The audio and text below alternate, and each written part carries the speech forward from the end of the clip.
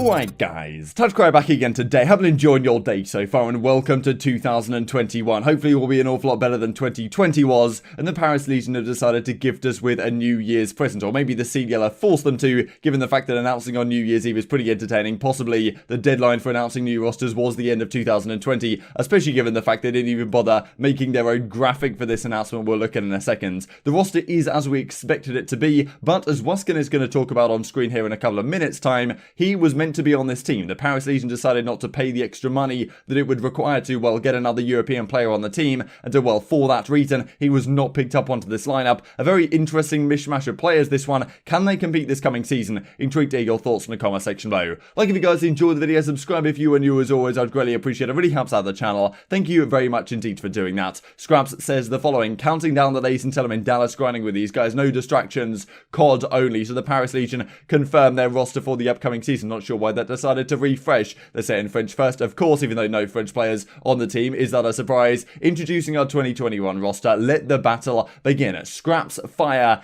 Aqua and Classic is the team for this season. And pretty entertaining stuff. The fact that, look, this is the graphic the CDL always come out with. So usually the way it goes is the team does their announcement. I imagine there's discussions behind the scenes between the organizations and the CDL saying, okay, look, we're going to do our announcement on this date. We've got this video prepared, or we've got this graphic prepared that we're going to come out and, reveal our players, maybe do it one by one or something, have all the social media fanfare, and then an hour or so later the CDL will usually come up with a graphic that looks like this to just confirm everything is solidified from their perspective, and well, guarantee that's the case for the coming season. However, this is the graphic the CDL usually puts out an hour after the fact, but well, the Paris Legion decided just not to make their own one for some reason. I mean, Fires looks pretty funny on this one. They kind of did him dirty in this picture, so I do wonder if the CDL came to Paris and were like, look, you guys need to announce, or whether it was Paris going to the CDL and saying, okay, look, we're ready to announce on this date, and the CDL came back to Paris and said, okay, awesome, like, you do your announcement, an hour later we'll tweet out this graphic. And then Paris were like, excuse me, Mr. CDL, do you mind if we also use that graphic for our tweet, because we just don't have anyone to make one apparently. So anyway, Fire says, look, beyond blessed to be given the opportunity, gonna make the best of it. The Classic as well, super excited to be a part of the squad, bless up. Aqua didn't even tweet about the fact, so pretty entertaining. But look, Scraps, Fire, Aqua, that's Classic, and Aqua, that's the team going forward. So I imagine Aqua, the main assault rifle, was on the Los Angeles Guerrillas last season, wasn't exactly the best team. Classic was on the Toronto Ultra last season. Honestly, I thought in Call of Duty Modern Warfare, he was one of the most underrated players the entire season long. He was very good on Toronto Ultra, and I think a lot of people are looking at that Ultra team now thinking, was Classic the right person to remove from the squad? Maybe he was, maybe he wasn't, but he's been a solid player for a number of years, won a number of different titles, and maybe he can do so again on this Paris Legion roster, but it's looking relatively unlikely. Scraps, of course, is a fantastic slayer. The fact that he wasn't brought back on the London Royal Ravens last season was a bit of a question mark. Well, like Scraps and Wuskin, why are they no longer on that team?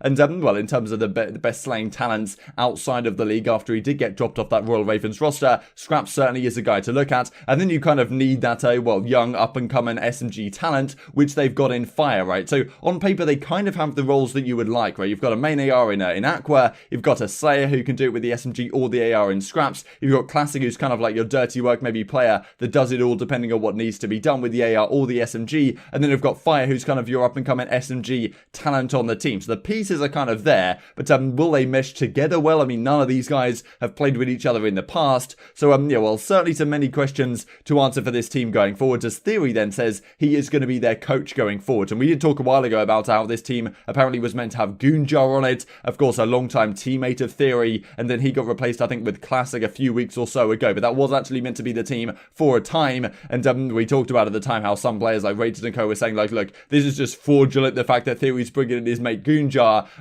rather than getting in one of the top tier players, I suppose, in the CDL for the last couple of seasons. And Classic does certainly fit the bill of that. So it's certainly a very interesting team. And as Wuskin says, the GOAT, one of us made it, happy for him, do what needs to be done at Scraps G. And goes on to explain on stream here, a couple of you guys have pointed this out to me, the reason why he wasn't on this team was effectively because the Paris Legion didn't want to pay enough money to get 2 European players on the squad.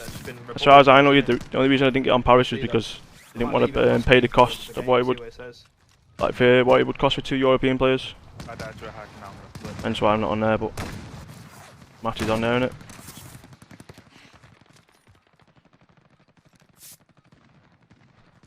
So it's not exactly clear why this extra money would come into effect, but I imagine like they'd have to pay for the flights and stuff to get them out there, and maybe the visa stuff is a little bit more complicated to deal with, but you know, at the end of the day, it can't be that much more expensive to get a European player than a North American player, and a lot of people were saying for a time, like, look, if you want to get a duo in the team, Aqua, of course, seems to probably be the main assault rifle on this squad, you know, why would you not just get Scraps and Wuskin, have that existing chemistry there, have a great sniper already in effect in Wuskin on the team, and then you can build around that, right, and also build across the great storyline, the fact that Paris Legion versus London Royal Ravens this season is actually going to be a very spicy matchup, right? Scraps versus his former team would have been even better if it was Scraps and Wuskin versus their former team, because there's a fair few London fans probably thinking, look, I follow this team because of Scraps and Wuskin, they were the two biggest names, the two biggest personalities on the squad, and now they're going to the Paris Legion, like the fierce rival of London in theory, at least in terms of the geolocation. Maybe that isn't how things play out in reality, but certainly Paris Legion could have had a great opportunity here to grab Scraps and Wuskin on the team, and well, the matchups against London Royal Ravens would, I'm sure, have been very spicy indeed. And well, surely that made perfect sense, right? If there were two players to build around in the league,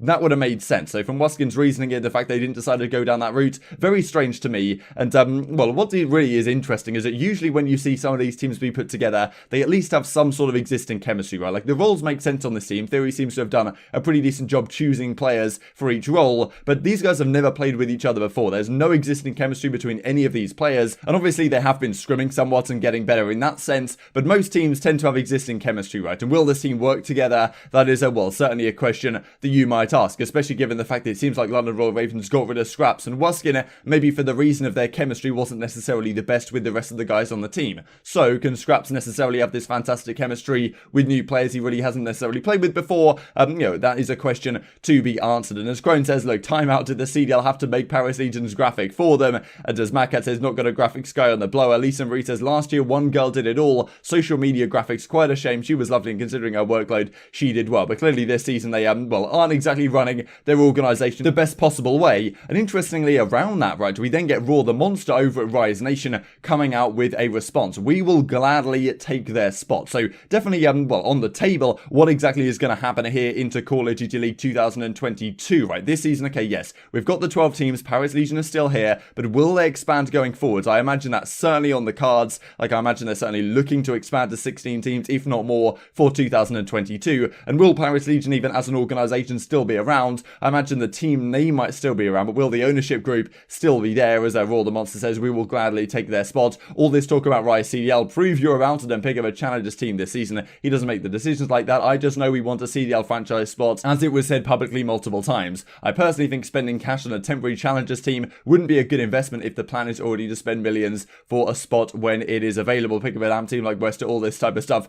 Crone trying to convince these guys to get involved in the challenger scene and put their money where their mouth is in that sense. But back to the Paris Legion for this season. Scraps, Classic, Aqua and Fire. Where do these guys line up with the rest of the league? Because I think there's a number of teams here which are clearly above them in terms of pure firepower, and also the chemistry thing is an important factor, right? You look at a team like the Royal Ravens, and you might not be saying, okay, they don't have exactly the most firepower in the league, but in terms of chemistry, they've all played with each other before. They seem to all perfectly get along with the coaching staff, and everything is meshing nicely. So even if they have the same raw talent on paper as a team like the Paris Legion, I'm going to predict Royal Ravens to do a lot better on the balance of probabilities, whereas Paris Legion is certainly a massive question mark around this team. Fire, of course, seems to be a very, very talented up-and-comer, so great to see him get his opportunity here. Aqua has been a very solid assault rifle for the last couple of years. Classic is a great role player, and Scraps is a fantastic slayer, so I can kind of see how it works on paper, but even then, given this 4v4 environment is incredibly competitive, it's pretty tough to put them against team. Well, obviously, they're not going to go above FaZe,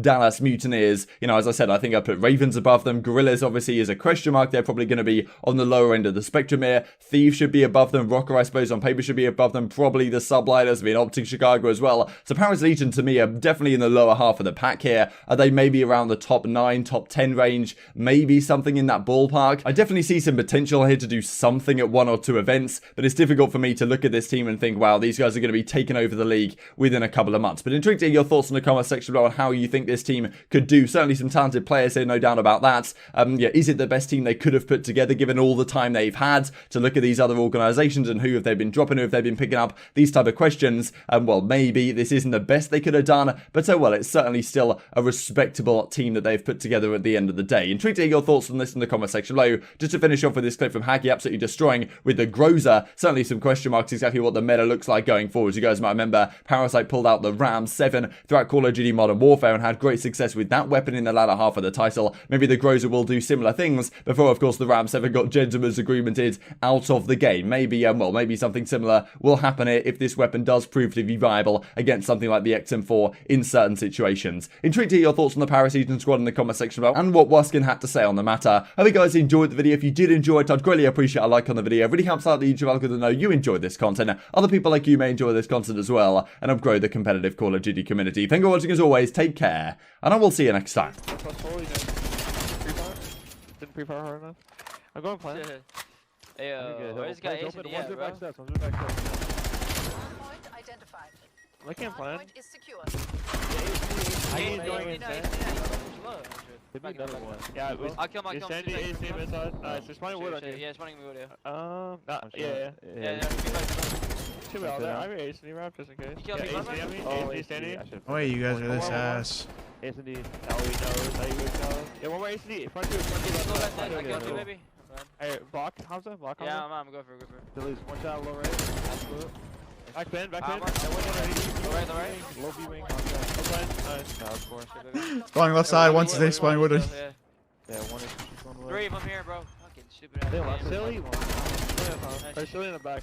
Hey, one got a parallel, maybe yellow. Yeah, he did. One's graffiti. He was in there. Standing with the new. Yeah, little crate. One's back.